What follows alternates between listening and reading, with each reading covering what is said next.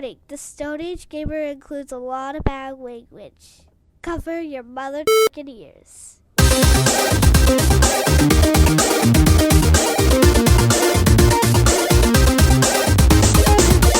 Good evening and welcome to episode 148 of the Stone Age Gamer podcast for the week of May 5th, 2017. I am Kris Randazzo, and joining me as always is Magical Paintbrush Dan Ryan. Good evening. It's Cinco de Mayo, so Dan and I are going to celebrate it the only way we know how, by doing our April Fool's episode, because we are great at scheduling stuff. I am drinking. There you go. So, yay, Drinko de Mayo, which is like a thing that people are saying now, which really sucks. Yeah, it's awful. It's not good. Like, stop trying to make fetch happen. Well, you know what? I'm changing it to Pepto de Mayo. So I'm just going to have stomach problems all day long. There you go. That's what happens when you go to Chipotle for breakfast. That's right. May the 4th be with you. Revenge of the 5th. All that good stuff. Anyway. Well, before we go any further, here is your weekly reminder that you can email us at mail@geekA.com. Let us know what you think of our show, what topics you would like us to discuss in the future, or just say hello, because we always want to hear from you. Dan. Yes. Dan Ryan. Dan Ryan. So, Dan, how are you? What's new? Well, Kris, I got to be honest with you. I really thought about making the suggestion today to change the topic of the episode from what we had planned on talking about a month ago to talking about because you and I could get an hour out of the 2-minute and 30-second Defenders trailer that hit today. Yeah. Because, oh boy. Like when he Iron Fisted Luke Cage in the face. Oh, that was so awesome. And when he was like, I'm the immortal Iron Fist. What? Fabulous. But dude, like right from jump, the douche chills were palpable. Like Jessica Jones, stop speaking. Who the hell are you? I'm your lawyer, Matt Murdock. Oh fuck! It's happening! Son of a bitch! I'm so excited. It's like I haven't felt that way since the Avengers, you know? Oh my god, it's so... And then Sigourney Weaver was there, and I was so hyped. Oh my god, like this... I haven't finished Iron Fist yet, so... What do you think of the Iron Fist so far? I like it. Yeah, are you any further than the last time I asked you that question? Yeah, I think we watched one or two more of them. I read something today, like everyone hated the Meachums, like... I like them. I think at least the dude, what's his name? The young guy, not Ward. I think he's a really interesting character because, like, he's a dick, but he kind of doesn't want to be. But naturally, he's got layers to him. He does. He's got a real good reason for it. Yeah, his character arc is really interesting. Like the biggest problem that people had with the show that I saw was like, for being the immortal weapon and a master of kung fu, the fighting wasn't all that good. But apparently, the production was so rushed to get it done on time so that they could get Defenders done because they like dicked around or whatever, that they were learning the fight scenes like 15 minutes before they went to shoot them. Jeez. And even so, I thought the fight scenes were pretty good in some parts. Like, yeah, they were fine. He fights in a totally different style. Like, he fights like an old wushu kung fu style. Like, it. Anyway, video games. Whatever. Defenders. Oh my god. Yeah, that trailer was over pretty the spectacular. moon And the first look at Runaways. I didn't actually get to catch the video before it was yanked down, but the still shots, I mean... Looks good. Looks good. Looks good. Pretty spot on. There's a noticeable lack of Velociraptor on the... Well, sure. I'm sure we'll get there, though, because you kind of can't have that character without it. So you really can't. I'm jazzed about that. It's on Hulu, so... What is it? One of my friends wrote something along the lines of, "Dear DC, I'm more hyped about Cloak and Dagger and Runaways than Justice League. You're doing something wrong." Yep. Sincerely a fan. Sincerely a fan. Yeah, no, they're not wrong. They are not wrong. I'm very hyped for Cloak and Dagger. I am hoping that will be like the kind of like sleeper hit, you know what I mean? Like, because people are like, oh, it's a Marvel show, so it'll be good. But I'm hoping it's it's amazingly good. It has no right to be with the network that it's on. But Yeah, no. God, do I want Cloak and Dagger to be amazing. So, have you played anything? Puzzle and Dragon. Yeah, I haven't started Zelda yet. No, I still haven't started Zelda. It's just been too much going on. Hopefully this weekend, though. I might have some time. Because that's the game that is going to be like, all right, I put this on, and now 7 hours have gone by. And I just haven't had that time yet. You know? I just, with things that are going on at work and whatnot, and with the kids, the time just hasn't been there. Plus, I mean, last week it was 0 stamina dungeons on Puzzle and Dragons, so I mean, there's a lot of farming last week. Good time.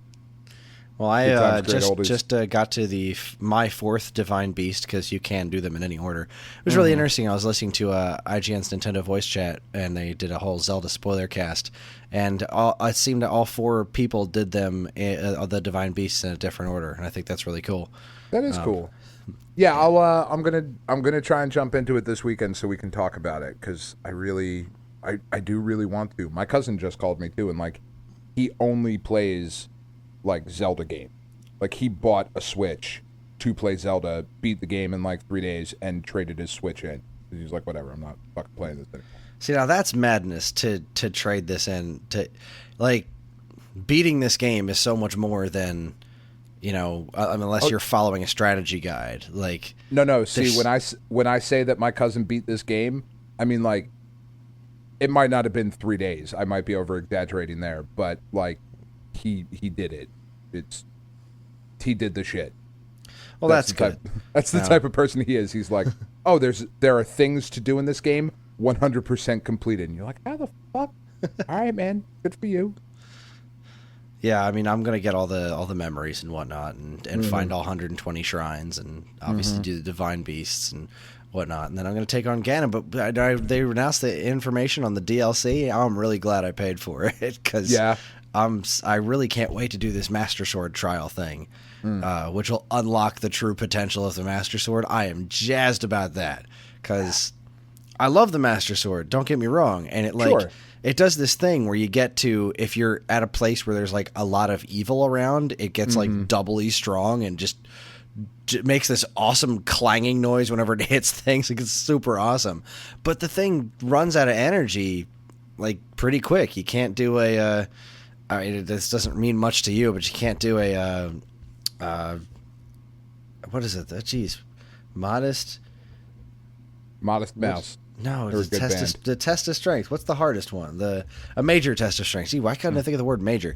You can't get through a major test of strength with the Master Sword. Like, you could go in fully charged, and you won't beat that Guardian with a fully charged Master Sword. Like, it loses energy that quickly, which is bothersome. But that's not cool. This new quest might just change that. I'm pretty jazzed about it. Right on. So, yeah, that's pretty much.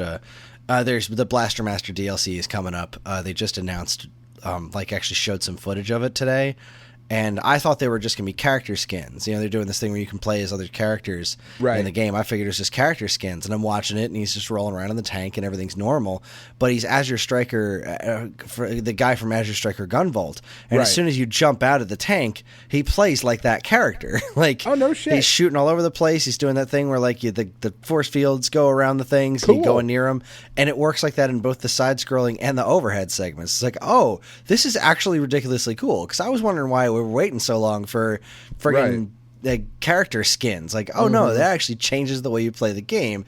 That's freaking cool. So I'm all about that DLC. I'm gonna buy the crap out of that. So, speaking of, I did start a little bit of the Spectre Knight. Gotta do that too. That's really good. I am enjoying it much more than the Plague Knight. Well, it's totally different, you know. Like, Plague Knight is playing through those same levels. Plague Knight is basically what I'm talking about with Blaster Master. You know, it's the same exact game, just with a different controlling character, different way of doing things. Spectre Knight's like new shit. Yeah, and like we've talked before about, like, I really don't love the way Plague Knight controls and the sort of jumping mechanic that's in there. It's just not a thing I love. But Spectre Knight, way fun. super fun. Yeah, I've got to get on that. I'm just convincing myself to turn on the Wii U again after getting the Switch it's hard. Yeah, no, I agree. All right, I did also 100% Wonder Boy. Just wanted to throw that out there. I did go back and I found all the gem things. I 100% of that game. Got the special super cool sword and did it all. So yay, go team. All right. Back to business. So, the whole thing with this April Fool's thing that we wanted to do was talk about games that we felt like fools for having bought. And I came up with a pretty decent stack of games, and I think Dan's got a couple as well.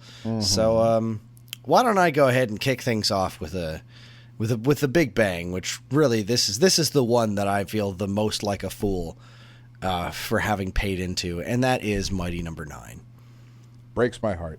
Breaks my heart too. I kickstarted this thing immediately. I had full faith that this thing was going to turn out to be the next coming of Mega Man, as did a lot of people. And this game sucks. It's got a good foundation, but it's not done. They didn't perfect it. It's not done cooking. And like, I really want to like this game. I really do. And I don't know if it's a large portion of it is just the killer load times on the Wii U version. Now, obviously, I probably would have gotten through, like, made myself get through the game if I had an Xbox One or PS4. Right. But since I have the Wii U, and that was the version that I paid for, and the load times are inexcusable. Like, there's nothing complex going on the screen in this game. The graphics are not very impressive at all. Right. And the fact that the load times are, like, the game is so poorly optimized for the Wii U, it is ridiculous. It Absolutely is just ridiculous. Obvious how much of an afterthought it was. Yeah, I mean, I started to smell the problems when we're going through this, and like, yeah, the screenshots don't look anything like the concept art, and now there's going to be a cartoon and a manga, and we're turning this into a whole franchise. Like, you're putting the cart before the horse, guys. Make the game first. Yeah, you how about you earn that stuff? Let's not go too far. Like, they came up with this really cool set of characters, these really cool ideas, and they're like, people like these characters. Let's explode everywhere. And it was just a bad game, man. I felt like such a fool for falling for this. Like, not that I really got fleeced per se. Like, I don't think it was malicious. I think it was just it was too big. It was too big, and it shouldn't have gotten that far. Like, it should have just been focused on making a really great 2D action game. And it's heartbreaking. And the big problem with all the different versions, from what I understand, is that all of the versions were made at the same time, as opposed to like making one version and porting it. The team was split into like making every separate version of the game, which is laughably stupid. Whereas you look at something like Bloodstained and even Yooka-Laylee, they split. They hired different teams to help with this stuff. Like, yeah. Playtonic was going hands-on with the Wii U version, making sure that one worked properly. And when it couldn't, they moved on to Switch, which I'm really excited to see how well they're optimizing that, because there's been a lot of talk about that lately. And, same thing with Bloodstained. They were like, all right, well, we hit the Wii U and whatever the hell else stretch goals was, Wii U and Vita, I think stretch goals. Yeah. And they hired a whole other team. They're like, we're not splitting off for this. No, we're going to hire people to do this properly and focus on doing that right. And this whole thing, this whole Mighty Number 9 thing was just so completely mishandled. And I really wanted to like that game. And what really breaks my heart about it is that there is such a good skeletal structure there. There's a really cool idea for a game, some really cool character designs, and a sequel to Mighty Number 9 done properly could be Mega Man 2 to Mega Man 1. If you had that kind of a real up from the original, it could be something really good. I would love to see them remaster this game. I'd love to see them go back. Somebody go back and finish this one and fix it. Make a director's cut. Finish the game. Well, because it's not like Inafune is not a talented game designer. That's true. Like, he knows what he's doing. Clearly, he's also been. He was also supported by Capcom. Yeah, he was supported by Capcom. He was surrounded by the right people, and he needs. There's a reason that big companies exist. There is, and sometimes we've seen situations where people can break off and be successful, like in the case of Yooka-Laylee, and theoretically in the case of Bloodstained, or even something like Shovel Knight, where you can see these people who used to work for big developers and then branch off, do their own thing, and then be very successful with it.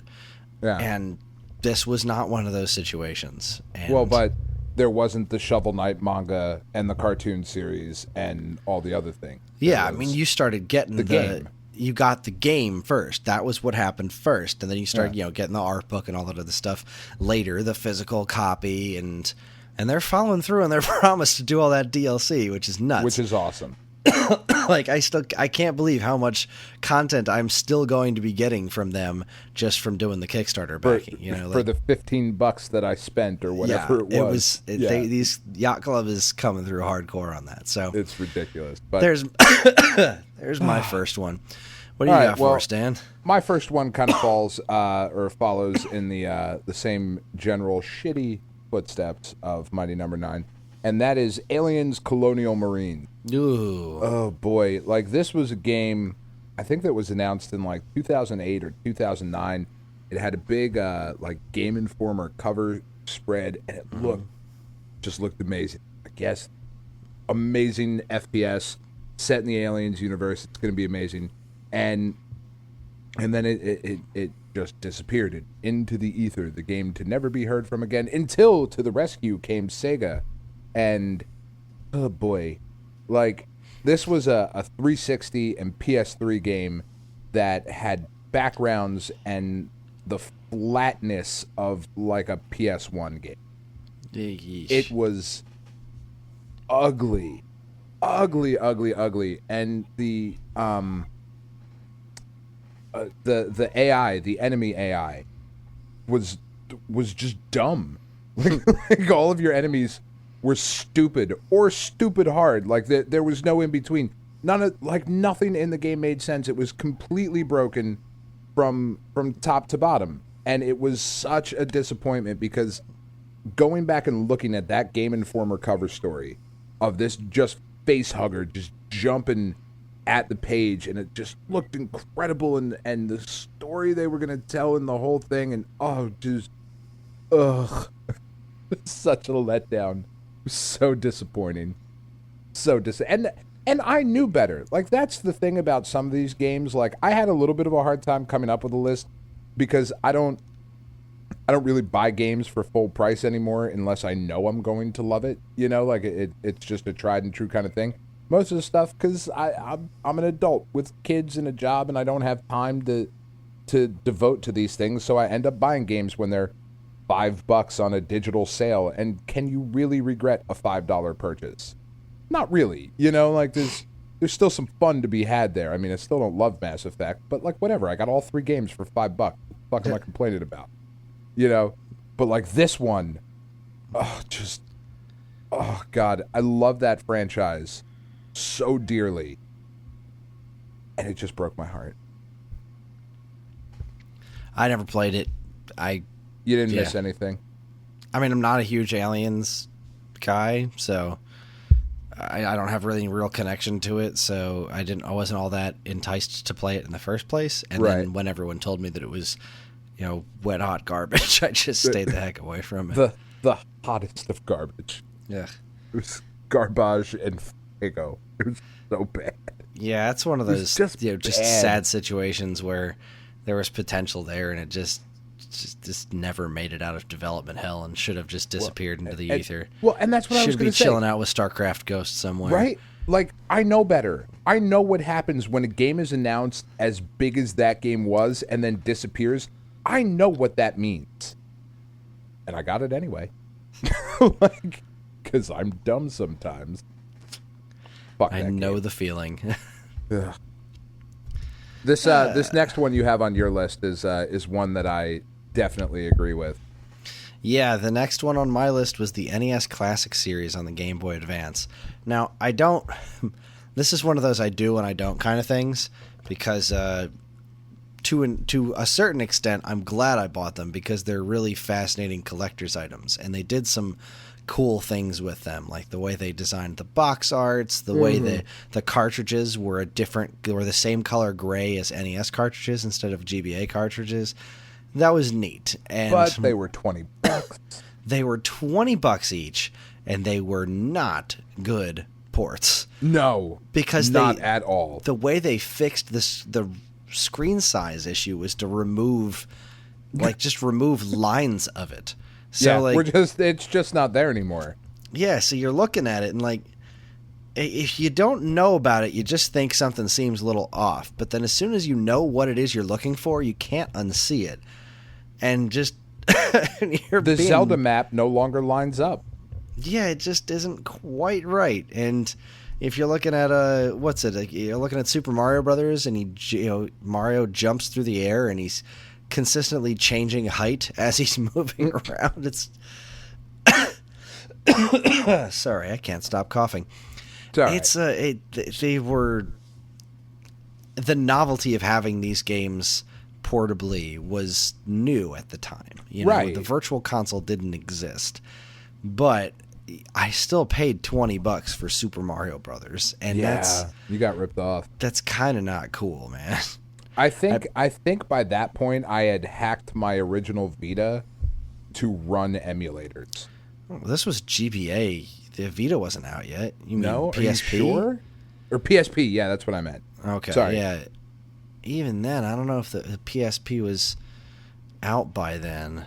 I have to look into that. I don't know. Regardless, there must have been some way to have done that. Because I know, like, I used to play Zelda on my PSP. Mm-hmm. Like, that's a thing I did. Like, I never bought this classic series, other than Zelda. That was the only one that I did purchase because it's fucking Zelda. Of course I did. But like, PSP what else was even in that series? Ice Climbers. Like, Ice Climber, $20 Donkey for Kong, Ice Climbers. Xevious. Come on, Pac-Man.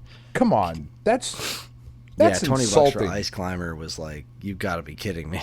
Metroid wasn't one Donkey of the games, Kong, was it? The NES version of Donkey Kong. That's a 50-cent purchase at best. There's like almost nothing to that game. I mean, it's Donkey Kong. It's great, but I mean, even the NES port it's not structured the same way as the arcade one. It doesn't have the same replay value as the arcade version. And for $20, especially when like you said, Metroid, like, let's see, buy Donkey Kong or Metroid for $20. Like, which one's going to be worth more? I think Metroid's going to be more worth your money. Just a bad idea. An insulting. Yeah, I just looked it up. The GBA stuff was released in 04. 05, and the PSP was in. Wait, no, I have that backwards. PSP was released March 24th, 2005, and then the Game Boy Advance NES Classics were in 2004. I think, yeah. Something like that. Well, regardless. They were close to one another. I still played them on my PSP and did not spend $20 to fucking play Ice Climber. And I didn't buy all of them. Don't get me wrong. And the only one that's out there that I didn't buy that I actually want is Zelda 2, because it's a version of Zelda that I don't own. And want is a harsh word. It's like this one last piece of the puzzle that's like not really a piece of the puzzle. Like, I have every unique Zelda game now. Thank you again, Ferg. But that version of Zelda 2 is like, well, still don't want to pay $20 for it. Like, if I could get a really good deal on it, I would, but it says like Zelda on it, so it's gone up in value, and it's it's ridiculous. It is quite ridiculous. No, the best thing about the NES Classic Edition was the retailer kit that came with t-shirts. Yes, that thing is awesome. I love that thing. Yep. The stickers and the shirts and the that thing was awesome. Yeah, that was great. All right, what you got? We'll each do one more, and then we'll go for a break. Okay. So this one I was super excited for, and it's one of those cases where, I should have better known better, and that is Enter the Matrix. Ooh. Now, I really wanted this one too. For those of you who are younger and don't really remember just how big of a deal the first Matrix movie was. That movie, at least to my recollection of it, came out of nowhere. It was like, oh, there's this new Keanu Reeves movie out. Oh, what? It's the best movie ever. Like, is kind of how that went. I don't remember a huge like deal being made about the movie first. Yeah, I don't remember a pre-release buzz. I don't remember that either. It was kind of like, this movie looks cool, the trailers look cool, but it was just like the next cool action movie. After the movie came out, the word of mouth was unreasonably awesome. It exploded, and it's a great movie. The first Matrix is an amazing movie. I love that movie to pieces. So, naturally, where's the video game? There's going to be a video game that's going to follow up with the Matrix sequels that are coming out. And we're going to get the guys who made Earthworm Jim. This amazing game that everybody loves. We're going to get shiny. And they're going to make Enter the Matrix. And it's going to finally, this is going to be the movie game that is not E.T. And it's E.T. Like, it is E.T. the game, man. It's so bad. The parallels are so close there. I mean, it sucks on toast. It's awful. It's awful because it's not done. No, and that was the time crunch, like similar to the way E.T. was. Like, all right, you've got this much time to make a video game about this movie, and like, how do you make a good E.T. game? You kind of don't, because what do you do in an E.T. game? Like, I think I don't dislike E.T. for 2600. I played the crap out of it when I was a kid. It's not the greatest game ever, but it's certainly not the worst game in the history of mankind. No. And the same can be said about Enter the Matrix. There is a skeletal structure of a decent game there. They weren't. Shining was like, we're not fucking done with this game. And they're like, don't care, movie's coming out. And Atari was like, don't care, movie's coming out. Put an ending on it and slap it in a box. Like, that game is flat out broken. It is unfinished. Just no. It's unplayable. Yeah, it's unplayable. And the fact that it was Atari again. Yeah. Like, God. I mean, I think it was like the shell of Atari. It was like Infogrames or something like that. But even so, having that name on it was just like, come on, guys, this is just sad. And I remember seeing somebody playing through the majority of that game in my store once, and like, it starts off good. Like, the first little bit when you're good. Like, you're sneaking around. You're like fighting cockroaches or something. There's some weird fucking thing. Like, I don't even know. I remember I looked up. I was looking down. I was doing something. I helped a couple of customers and did a bunch of stuff for a while. And then I looked back over to the guy that was playing it in the store, and he's fighting like giant cockroaches or giant some sort of animal bug monster creatures in this weird green area. I'm like, what the hell happened here? How did we get from point A to point B? I know the Matrix is weird, but what the hell? But it's not. Ugh. It was so disappointing. It was because, like, it's the Earthworm Jim team, and that killed that team. It would have killed me too. Well, yeah, I mean, but Earthworm Jim is a beloved franchise, and they haven't done shit since. No, I mean, I could be wrong. I don't think I am, though, because again, we don't do research on before. Wild Nine. We just make bold statements. We do, and we sound confident, but like, they have not had a hit, like a big hit that the guys who made with the where did they go? They didn't stick with Shiny, did they? I think they might have left the team that was responsible for it, but like the way the video games are now, the way the market is now, with the resurgence of 2D side-scrolling action-adventure platformers, the Earthworm Jim team should be making a killing somewhere. And they can't. People hate them. Because Shiny did MDK. I think the MDK was kind of the... That was before the Matrix game, wasn't it? Yeah. And MDK was really cool. It was, but it didn't really catch on the same way. Wow. All right, yeah, it looks like a David Perry was kind of like the key person in charge, and we'll look more into his history. Looks like it's that things went downhill, and they didn't even have to have anything to do with the Earthworm Jim 3D, which wasn't very good. Man, that franchise just went downhill fast. It really Earthworm did. Jim just shoo. That's a shame. It's all right. We'll interview him on the show next week. I'm sure he's not busy. Sure, he's not doing anything. Big fan of the show. Big fan, Dave Perry. Love you, man. Come back, right. Dave. We miss you. Before we go to break, I'll hit one more, and I'm going to skip down a few on my list because, I just want to hit interesting ones. So you bought Enter the Matrix, right? That was... Oh, yeah. Pre-ordered.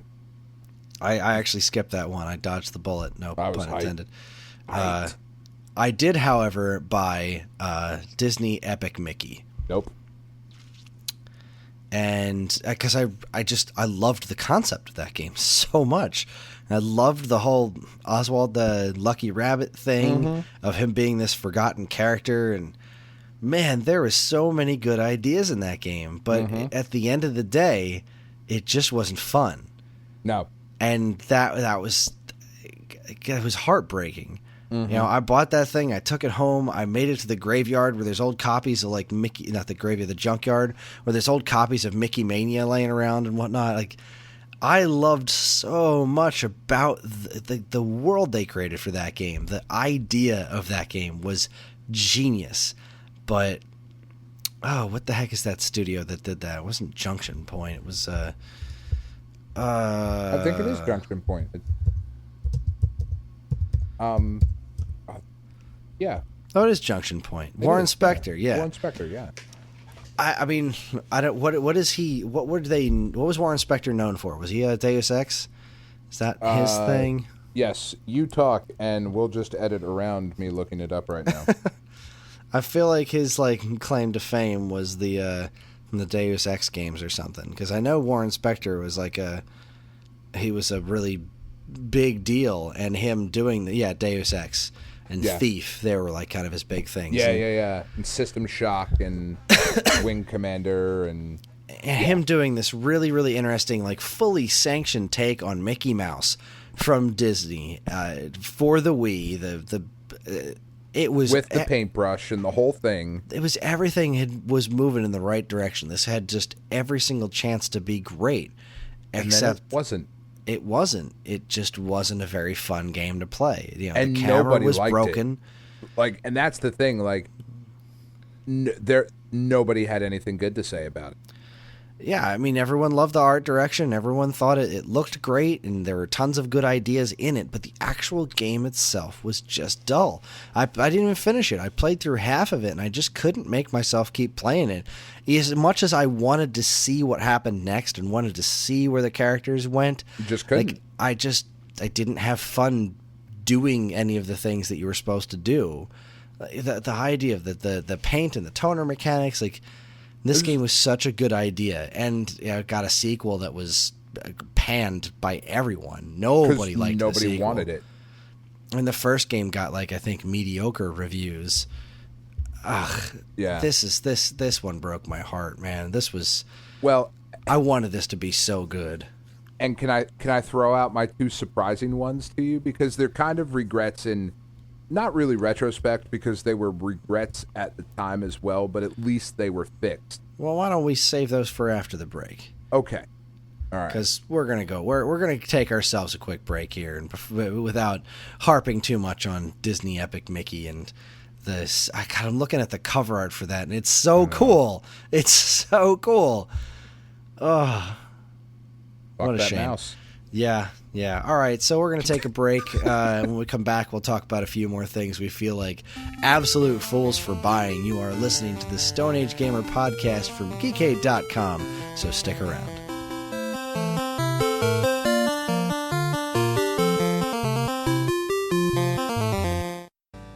And now here's a look at some of the other original content available right now at geekade.com.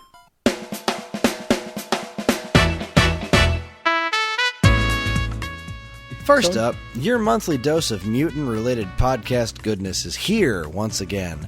There's been a whole lot of excitement in the X-Men universe lately, including the launches of several new books. Find out what Jonathan and Patty think of these developments and what they think of Dangerous Horses. In Mutant Musings Episode 10, Don't Storm on My Pyro and Tell Me It's Raining.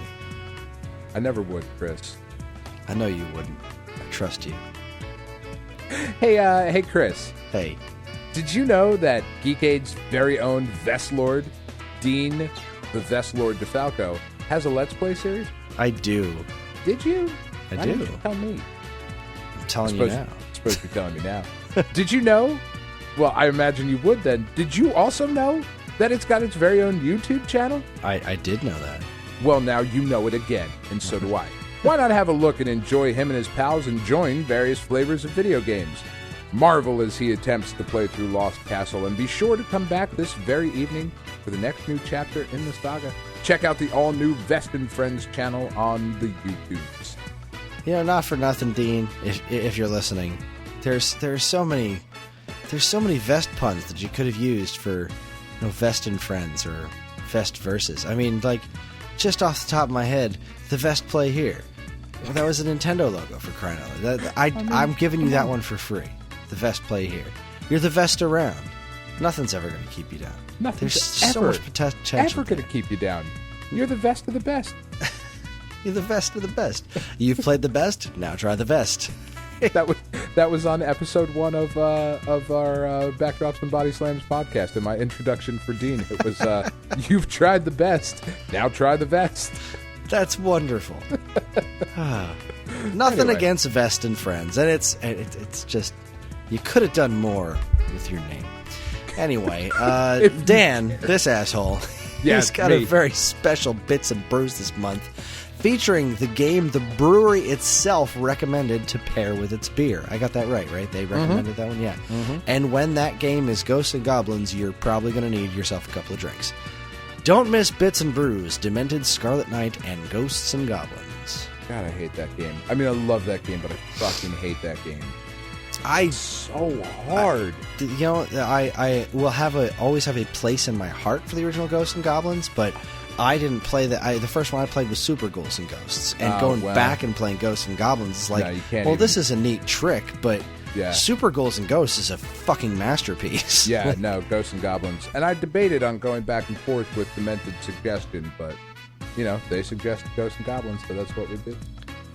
Finally, Evan was out sick this week. So Karen and Chris went ahead and recorded without him, and their focus was on the latest episode of The Flash. Now that we know who's Savitar, I don't watch the show. Is that what it is?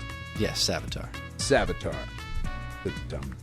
Was the reveal worth all the build-up? No. Where did Emo Barry get that wig? From Barry? the Arrow set. Oh, God. I don't want to know. Did they really kill off Dan and Roseanne?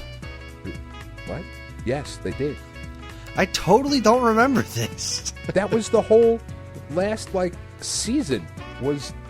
Dan had a heart attack, and you can't bring Roseanne back on Netflix without fucking John Goodman. But John Goodman's way too big of a star to come back to Roseanne. He's in.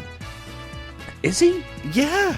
Get the fuck out. That was in the story that I read. He's in. So what the shit? Is it a prequel to the last season? I don't know. I have no idea, and I don't remember the end of Roseanne all that well. I remember they won the lottery or some shit like that. Yeah, they were super rich, and they were still in the same house, but they had all nice new furniture in it. Yeah, but Dan had a heart attack. Holy shit! Yeah. I hope he faked his death. See, now my guess is that Dan was actually Savitar on The Flash, and wait till you see the artwork for this episode. Oh boy, I'm excited. Oh goodness. Well, be sure to listen to this week's episode 81. Do not trifle me with your logic. Yeah. Is that a quote from The Flash? No, that was something that I think it was something that I think Karen said to me when we were talking about things that happened in The Flash regarding characters not acting in their best interests. Because that seems like a cheesy TV show villain line of "Do not trifle me with your logic." Hey, all right, so Caitlin Snow, she's Killer Frost. But the only way she becomes Killer Frost is if they take this necklace thing off of her that makes her go batshit crazy evil, right? But her super evil powers will also heal her. She was dying. They took off the necklace to heal her. And they're like, no, don't take off the necklace, she'll turn evil. But she's unconscious. So they take off the necklace, she turns evil, and then she heals herself. But she's still unconscious. You put the necklace back on her before she wakes up. Everyone's happy. But they sit there gawking at her like, oh no, she's turning into Killer Frost. Whatever shall we do? In the time it takes you to think about this, say that line out loud. Just put the necklace back on her. It would have taken half a second, and then you've healed her, and you've averted the crisis. Everything's fine. But instead, they stand there and gawk, and she wakes up, and she's killed.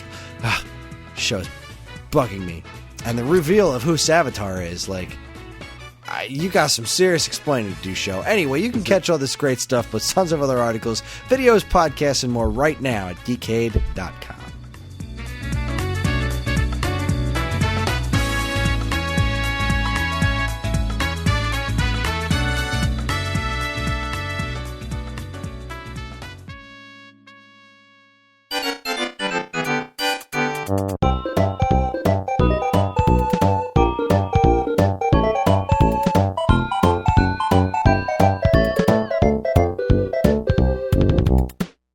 And we are back.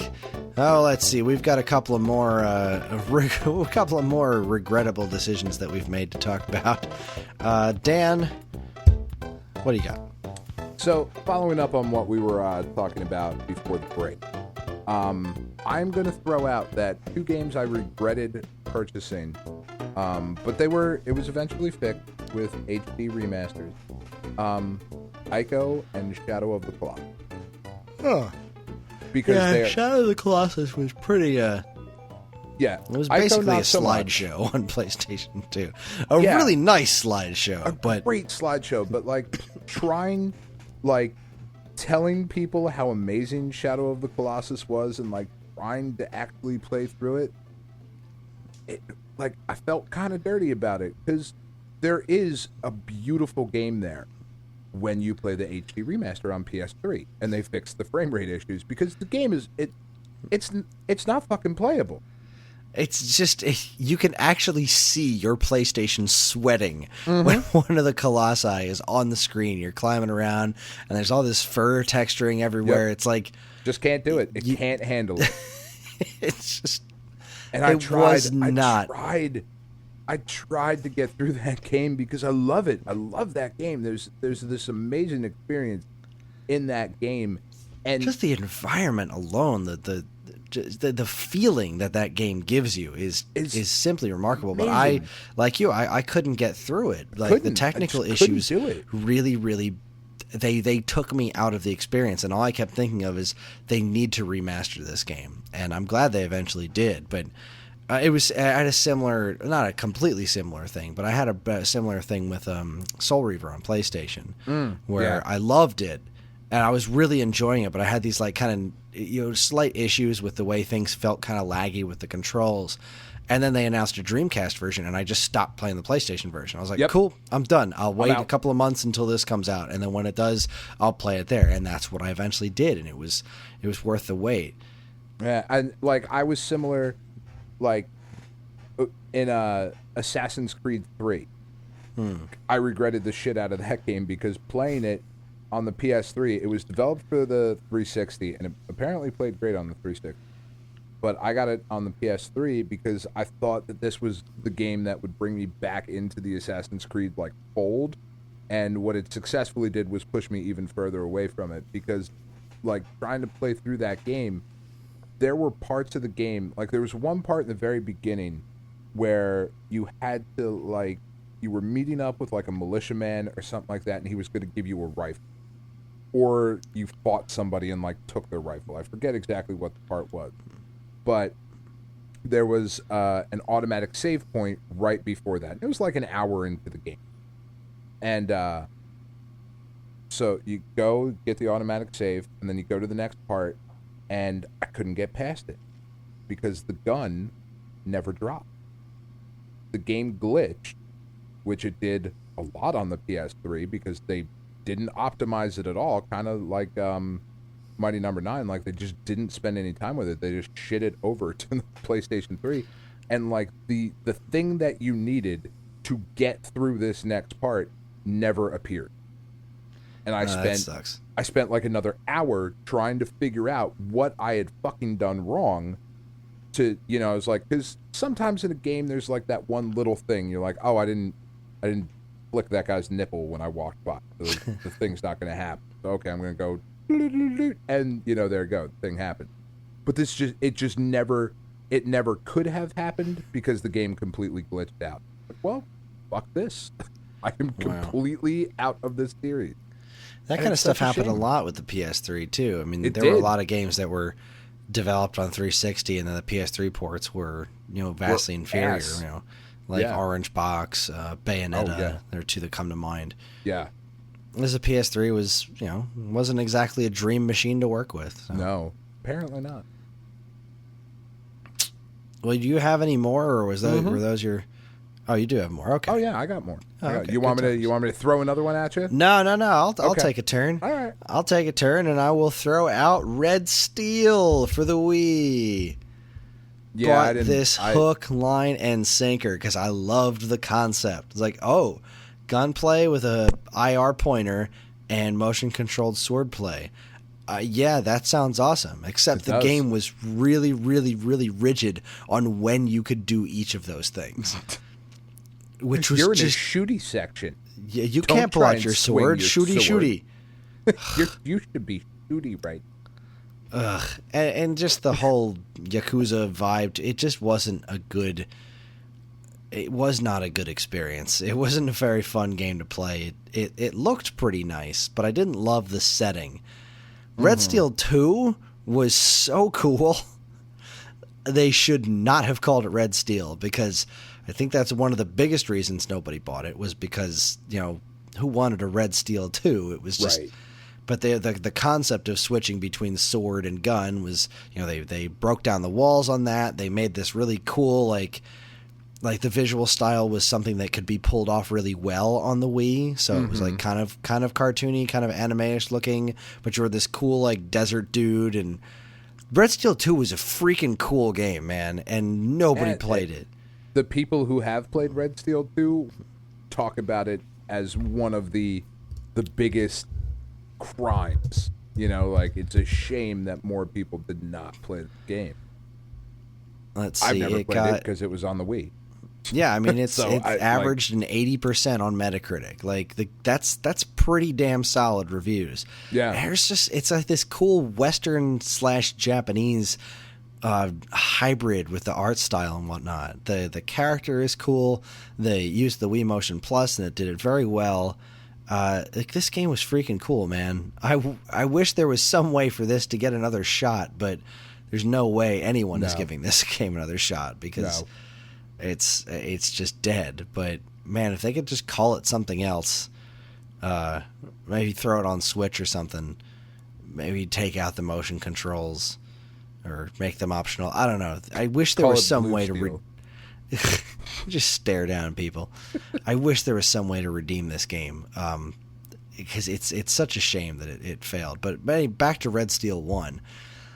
This was like this was Ubisoft. You got to give them credit for trying. You know, this was Ubisoft putting real effort into taking advantage of what the Wii could do and making a game around it. And they just didn't pull it off in the end, which is a shame. And of course, you know, as the way things tend to go on Nintendo systems, third parties make games and they don't sell because they're not very good, and then the third parties think, well, third party games don't sell on Wii, and the vicious cycle continues. It's like, no, good games that don't sell, bad games don't sell well on Wii, on Nintendo platforms, and good games can. They have every option but often to. Don't.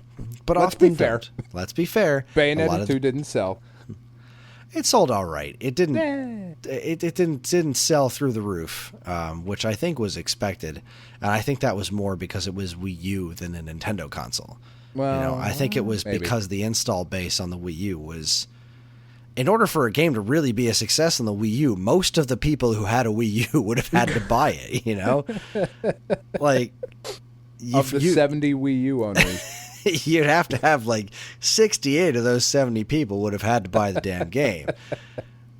It was an uphill battle, and it's if they re-released Bayonetta 2 on Switch, something tells me that would do pretty well, because the Switch is probably going to catch up to the Wii U's lifetime sales any day now. Probably, which is awesome. It is awesome and sad at the same time. Yeah, well, yeah.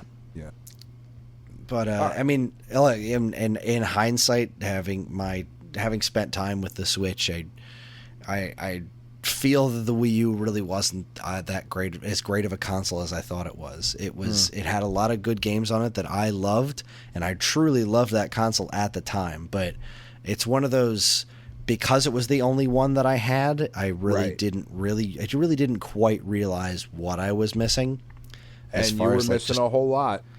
I was, just as far as like actual functionality and whatnot, not games themselves. No, because sure.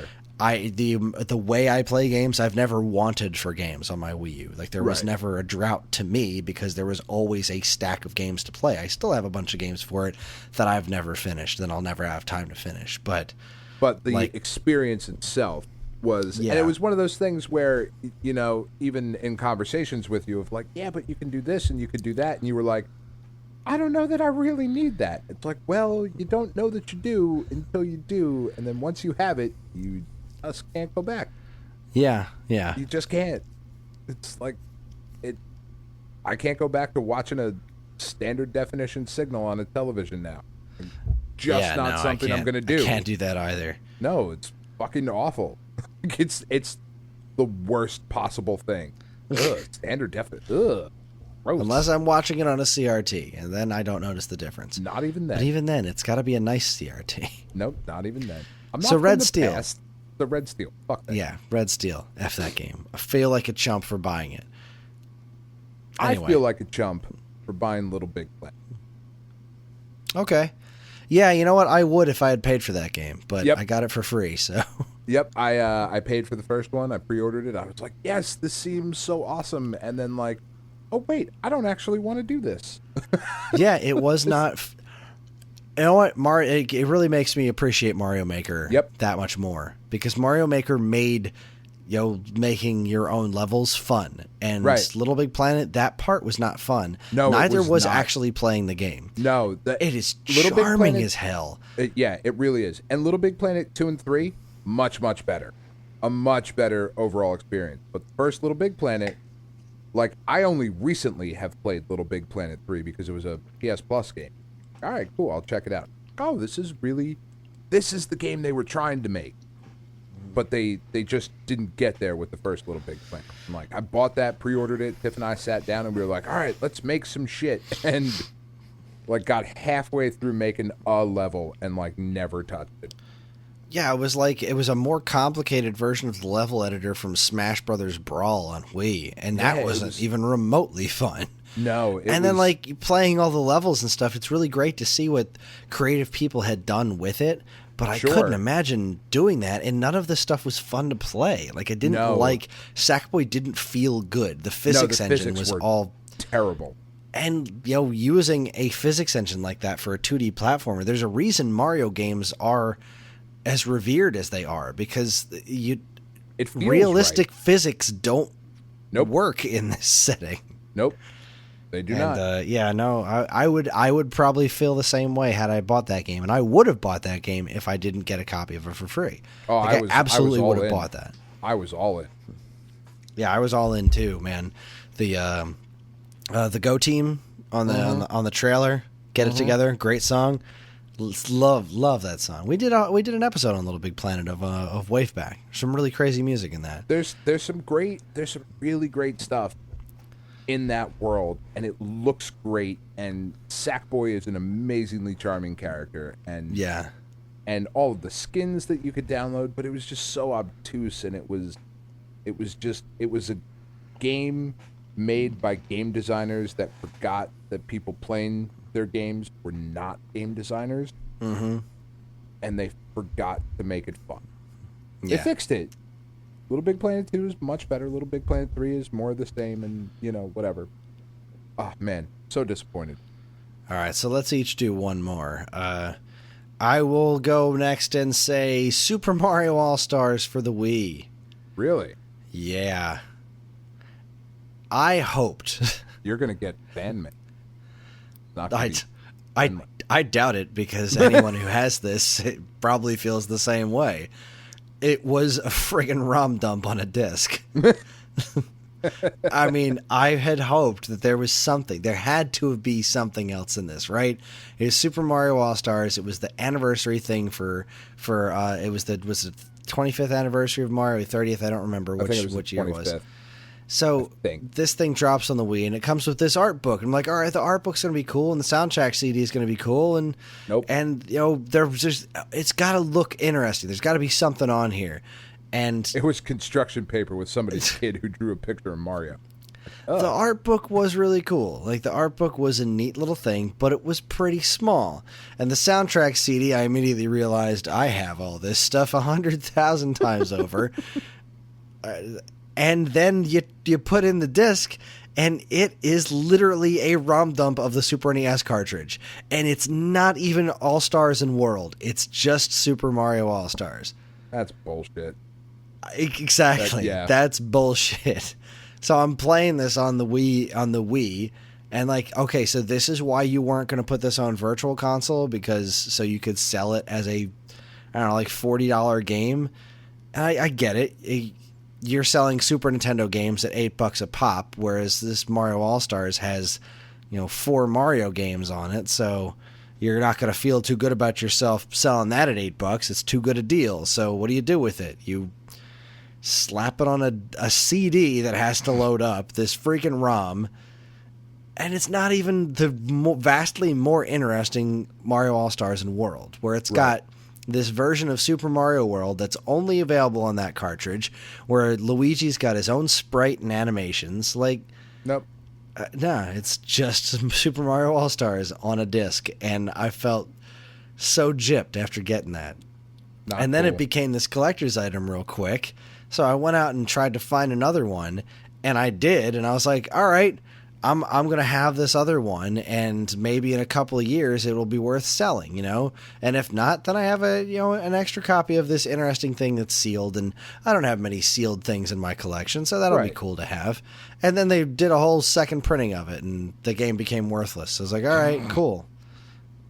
I still think it's neat that I have a sealed copy of that sitting around somewhere, but I've lost so much taste for it over time, like... You just hate it now. It's just a ROM dump on a friggin' Wii disc. It's not like, cool. It's the Super Nintendo game. No extra frills. Not cool at all. I was very saddened by that. All right. Well, let me before I hit you with my last one, just a couple of quick hits. All right. Brutal Legend. Yeah. I love Jack Black. I love Double Fine. I love the game when it's not an RTS game.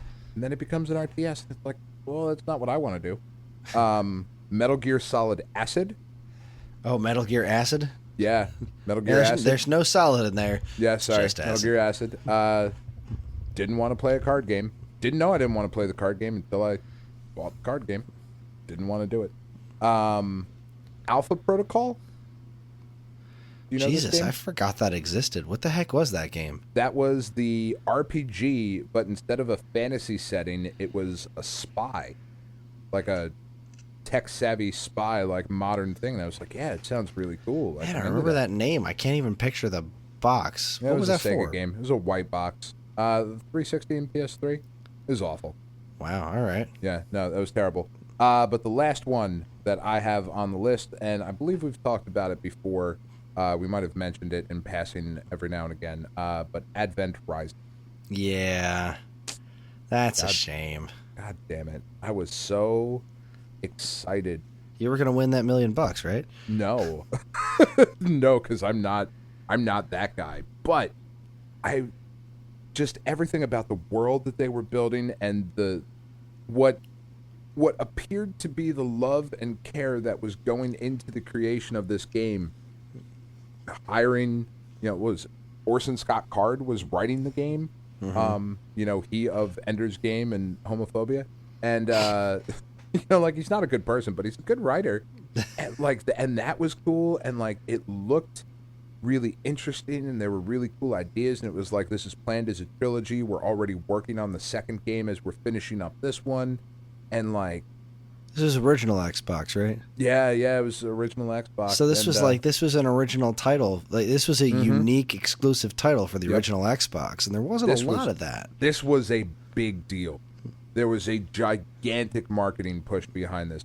This game put Majesco out of home console.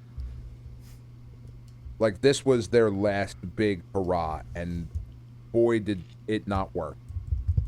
Because again, very much like a theme that has developed throughout this show, they shipped a game that wasn't finished. And this was before updates and patches. Somebody really should have told Silicon Knights. Silicon Knights really should have paid attention to this situation. They really should have. We're going to make a trilogy. 2 human. It's going to be great. It's going to be amazing. Oh, that's another one. But Advent Rising, I was so hyped for this game. It seemed exactly the type of game that I wanted to play it, exactly the time that I wanted to play it. It was I had time to devote to something like that, and I bought it and was just whelmed. Wasn't underwhelmed. I wasn't overwhelmed. I was simply whelmed by this game. And probably the biggest regret that I have in video game purchasing. I regret purchasing this game more than I do Ribbit King. I mean, at least Ribbit King's a good story, You look at something and be like, what the hell's Ribbit King? Well, you whack a frog in the ass with a golf club, and it just kind of does what it wants after that. It does what you would imagine a frog would do after you whack it in the ass with a golf club. So that right there, that alone makes Ribbit King worth the money. It really does. That game's amazing. It really is. I want a new version of Ribbit King. I want Advent Rising to fucking finish. The Advent Rising Ribbit King crossover. Put it in Puzzle and Dragons. I'll throw a couple bucks at it at least. That's sad but true. Here's your Ribbit King DLC for Pad. Oh god. Yeah, I would play it. Whatever. I don't give a shit. Fucking amazing. Oh, they got this Monster Hunter collab that's going on right now. Anyway. Oh, so what would you say then, Kris? Because I think Advent Rising is probably my biggest regret. What is your biggest regret? Fester's Quest? Going back to the original NES, that game was terrible. Well. Or Golgo 13 or Mission 13. What? It was Golgo 13. You're right. Golgo 13. Looks so cool. Or the Moffat Conspiracy. The Mayfat Conspiracy. It's sorry. Not a Doctor Who episode. It's the Stephen Moffat, why are you still running Doctor Who conspiracy? Oh, I'm so glad he's leaving that show. I know. Can't wait. Breaks my heart. The new season's really good. Yeah, anyway, I'm enjoying it. I like Bill so much better than Clara. God damn it, she's so much more fun. The show is fun again. I'm rewatching it, and I'm enjoying Clara more this time around. I'm not. I still don't think she's great, but I'm enjoying her more around this. She's not pissing me off as much. I think it's the reverence the show has for her that she never earned that bothers me. I'm coming up on the end of things before we get current, and I know what's going to happen. This character is going to essentially get to be immortal, get her own TARDIS, travel around with another immortal. Yeah, no, she didn't earn it. No way. This character, that character did not earn. They rushed through all these major things. She turns out to be the single most important character in the entire history of Doctor Who. She's the one who directed him to the TARDIS that he stole. She was there for all of it, and it was just ugh. Nope, awful, terrible. Moffat's incessant moffating. And I honestly, I don't love Capaldi like I thought I would. I like him a lot without Clara. It's really fun watching him without Clara. I like him much more now. I still don't like him like I thought I was going to. Yeah. I think a lot of it is the writing for him, you know. The Sonic sunglasses. Really? I don't know. A lot of people draw the line on those. I think they're kind of cool. I think they're hilarious. Nope, I'm out. Anyway. Well, that's on this week's episode. So fuck that. So true. Biggest regret. Yeah. Got to be one. We got to end on. Well, I mean, low note. Biggest regret. That's tough. I mean, I may have already. I think my biggest regret was Mighty Number 9. I think that was the biggest regret. But if I'm leaving, you know, if we're gonna bookend this in some other direction, I've had a couple other ones, like my Spanish coach for DS. I regret buying that because I didn't learn Spanish. Screw that game. I regret buying Flash Focus. Mi nombre es Kris. That's all you got. Yeah. Donde está el baño? Flash Focus on DS, like I fell for that whole Brain Age thing, hook, line, and sinker. I love Brain Age, and then I started buying all the other stuff that was like, and then Flash Focus. I bought that thing in a week into owning it. I was like, okay, this is stupid. This is just stupid. I'm actually dumber now. I don't even know how to read anymore. How did this Flash happen? Focus. Train your eyes to look at different dots of different shapes, and okay, there is no scientific evidence that this is good for anything except for you spending $20. This is just giving me a headache. God damn it. Samba de Amigo for Wii. How'd that go so wrong? Come on. Samba de Amigo is awesome, and it's just not as awesome without those Maraca controllers. Spyborgs on Wii. Spyborgs. This was going to be like a new original IP from Capcom, a brawler like a la Captain Commando or Final Fight, and it just sucked. Yeah. It was just lame and generic and pitiful. So is the Wii your biggest regret? Nah, because there were so many good games on the Wii, too.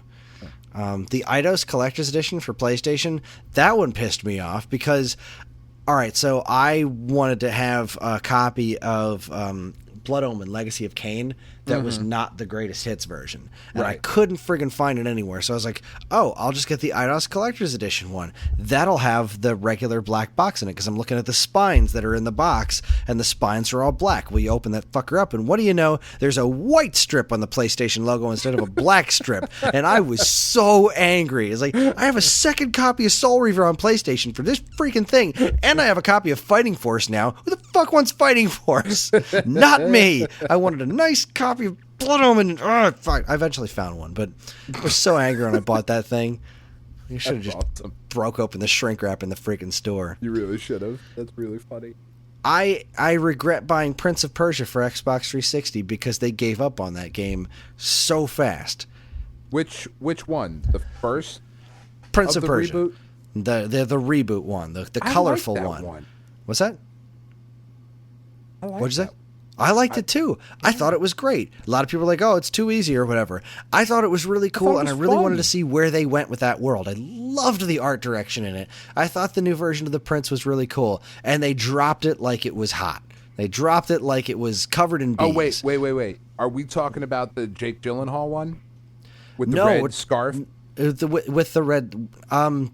He had a red scarf, but then the after Jake Gyllenhaal one also had a red scarf. We're talking about the one that had that kind of half cell-shaded look to it, where he had the metal glove on his hand. And okay, yeah, so we're not talking about the original reboot trilogy. Yes, where after so they did the original reboot trilogy, which I thought was great, The Sands of Time. Yeah, those are the ones I was talking about. Sorry. Yeah, those were Xbox, PlayStation 2, and GameCube. Yeah. And then when it moved on to Xbox 360, they rebooted the universe. And you were working together with the princess type character or whatever. I don't remember her name. Yeah. It was a flawed game, but it was still really good and a really, really cool world. And then the movie came out, and they reverted back to the original series. And it wasn't all that good, except, surprisingly enough, the Wii version of that game, which was a totally different game, a way better game, but nobody bought it because it was on the Wii. There you go. And everyone thought it was just going to be a crappier version of the already semi-crappy game they released on Xbox 360 and PS3, when in fact it was a vastly superior game. Oh my God, it was so wrong. And because of that, they flushed that new continuity of Prince of Persia they had completely down the toilet. And then the series has been stagnant ever since. So that was a big regret. I didn't even play that. I regret buying that because it never got the resolution it deserved. But right. I feel like the biggest fool in the world for buying Mega Man Anniversary Collection for the Nintendo GameCube. Because, holy shit, all the Mega Man games, all of them on one disc, with this cool Navi mode with some remixed music. It's got Mega Man 1, 2, 3, 4, 5, 6, 7, and 8, plus like unlockable stuff like the arcade fighter ones. What is not to love about this? This is a work of art. This is a freaking masterpiece. And it's going to be, and it's obviously for my Nintendo love, having it on a Nintendo console, where the games are from originally, with the exception of Mega Man 8. It made me happy as a clam, and I got home, and they swapped the jump and shoot buttons. Yep. And you couldn't change it. Nope. And it was because of a mandate on Nintendo's part that the big button on the controller had to be the action button. Ugh. Oh my God. And it makes those games unplayable. It's freaking broken. It is absolutely broken. And not only that, the D-pad on the GameCube controller kind of sucks because it's basically a Game Boy Advance D-pad. So, yeah. But even so, swapping those two was just, it broke the whole thing. It does. It completely breaks the game. It's an interesting challenge, no, but that's not what I'm out for. You know, when I want this anniversary collection of Mega Man games, I want a nostalgia rush. I want that dopamine just dripping. I just want to lay back and be like, yes, this is my childhood, and I love this. Nope. No. And now you've got Capcom splitting the whole thing up. Like, we have Mega Man Anniversary Collection that they put all of them on one disc, plus a bunch of other shit. And then you have the Mega Man Legacy Collection, which is just 1 through 6. And then the rumored Legacy Collection 2, which is 7, 8, 9, and 10, which is... I really want them to put 9 and 10 somewhere other than where they are now, because I want to be able to play them in proper HD and with the DLC and whatnot. I want to be able to play those games well. I would love these games to show up on Switch in some capacity, but for some reason, Capcom's not doing anything on Switch until they repackage Street Fighter 2 for the 150th time, charge full price for it, and then get pissed off when it doesn't sell through the roof. When nobody... That game scares me. The game terrifies me because it's not going to sell as well as they want it to. And then they're not going to show any support and stuff like, I want those games on Switch. I want the Mega Man series on Switch, including 9 and 10. I want those. Right. They should be. They should be. They should also be on PS4 and Xbox One. So they really should. And I'm sad that they're not. Mega Man Anniversary Collection. There's probably my biggest regret next to Mighty Number 9. I feel like such a fool for buying that game. I love my version. Oh, I love the PS2 version of it. I bought the PS2 version of it. I love the X collection. Yeah, I like the X collection. I'm more of a original series than X, but myself. Fuck, dude, I even like Mega Man X Command Mission, so Yeah, I don't like that game. I don't hate it, but it's all right. All right. So. All right. There you go.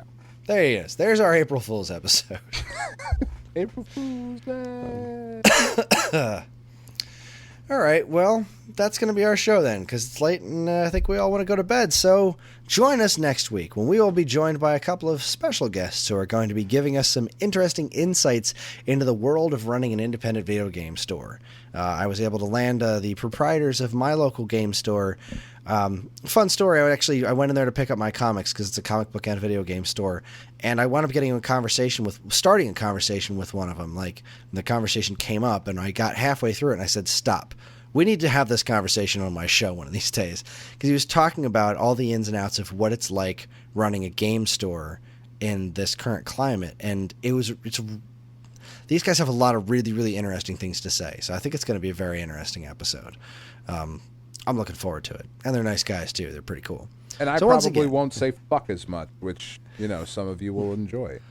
Oh, you can say fuck all you want. Oh, no, I know. But, we have other people on. I like to clean up for, guests. Put on your Sunday vest. I like to put on my Sunday best. Once again, you can get in touch with us at mail@geekade.com, as well as all flavors of social media that we inhabit. You can like us on Facebook, find us on Instagram at Geekade, subscribe to our YouTube and Twitch channels for all our latest video content, and follow us on Twitter at _Geekade. You can also find us individually on Twitter. I'm at Geekade Kris, that's Geekade Kris, and Dan is at Geekade Dan. If you're interested in more information about anything we discussed here tonight, be sure to check out our show notes. And while you're at it, you can also subscribe to this and any of our other wonderful podcasts on iTunes or Stitcher, where if you're super nice, you can leave us a review, because any and all feedback is welcome and appreciated. We'd also like to thank our intrepid editor, Evan, for living through his horrible experience and for making the show listenable for all you folks. We'd also like to thank Mark TDK Knight for our show's theme song. You can check him out on SoundCloud and Bandcamp, or his website, which we'll have a link to again in the show notes.